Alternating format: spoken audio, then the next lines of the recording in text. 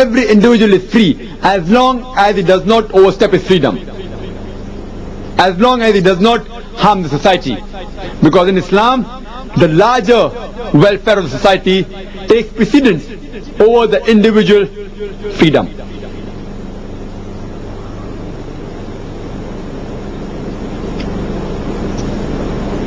Working and labor as well as the benefit in business are both important principles of the Sharia, but the former takes precedence over the latter. And if you're doing business or whatever it is, a big loss cannot be inflicted to relieve a small loss. Neither can a big profit be sacrificed for a small profit. So in short, Islam believes in individual freedom within the context of the social welfare. There are several evils of the interest-based economy. The reason why Quran has prohibited it. For example, if a person takes loan from the bank and says the cost price of a particular article is 100 rupees, he wants 10 rupees profit on that article. So his selling price will include the 100 rupees cost price, the 10 rupees profit, as well as the interest is paying. Say it is rupees 10. So the selling price will be 120 rupees. The selling price will go up because of interest.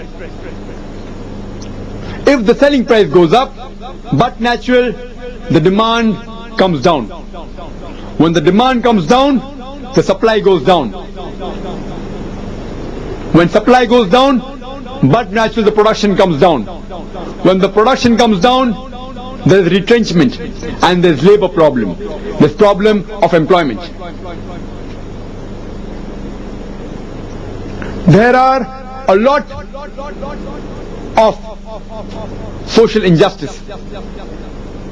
For example, if a person takes loan from the bank, irrespective whether he makes a profit or goes in loss, he has to pay that fixed amount of interest in the time stipulated.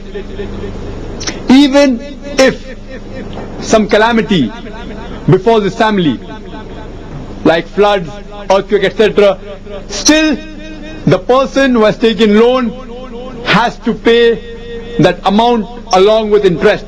There is no social, there is social injustice. Irrespective whether the businessman goes in loss or profit, he has to pay that amount. There is no social consideration also. For example, if two businessmen, they come to ask for a loan from a bank, from the modern bank. One businessman wants to open an alcohol factory and the other businessman wants to start a school. But natural, the person starting an alcohol factory will have better returns and the loan given to him will be more secured and he will give a higher rate of interest as compared to the other businessman who wants to start a school or an hospital. There is no social consideration. The modern bank is only interested in getting bigger returns. It's not bothered whether you open an alcohol factory or a gambling den or a school or a hospital. That's the reason that if you analyze in the 80s, most of the modern banks, they financed gambling dens. That's the reason you will find that hundreds and thousands of gambling dens had been opened in the 80s throughout the world. All the banks financed gambling dens. Though theoretically, the modern banker will tell you that even we have social consideration, and for name's sake, he may give a loan to a few social projects. But majority of his loans, if you analyze, are not based on social consideration. It's based on better interest. According to the modern banking, it encourages a person to store money. It encourages a person to keep the money idle. That you keep so much money in the bank and you get a fixed return of 10% or 12% every year. It encourages a person to store money. And lastly, the power is concentrated in the hands of few people. That is the bankers. That's the reason that a small percentage of people, that is a small community, that is the Jews, which are controlling the major modern banks of the world. Today they are controlling the full world. The power today is mainly in the hands of the Jews, because though they are negligible in percentage, they are controlling most of the modern banks. So because of the modern banking system, power is concentrated in the hands of few individuals. Same way, there are several benefits of the Islamic banking. Firstly, no interest is involved. It's based on profit and loss. So if a person wants to sell his good, it will only have the cost price and the profit. Instead of 120 rupees, his selling price will be 110 rupees.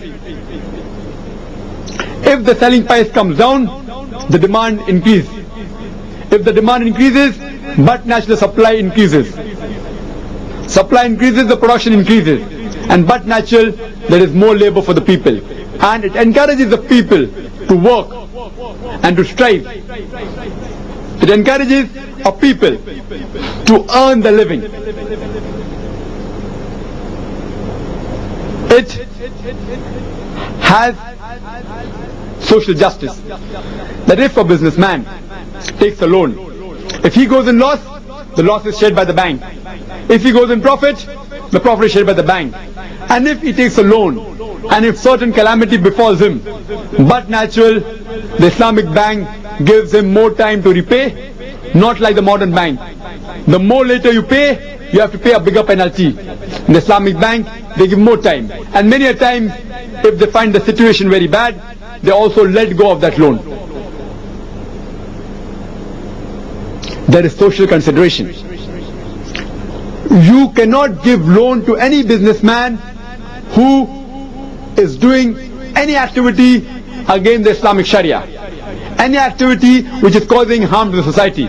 For example, if a businessman wants to open an alcohol factory, and if he approaches an Islamic bank, irrespective, even if the businessman says, I will give you 100% of my profit, still the Islamic bank will not give a single pi loan to that businessman, because he wants to start a project which is harmful to the society, which is against the Sharia.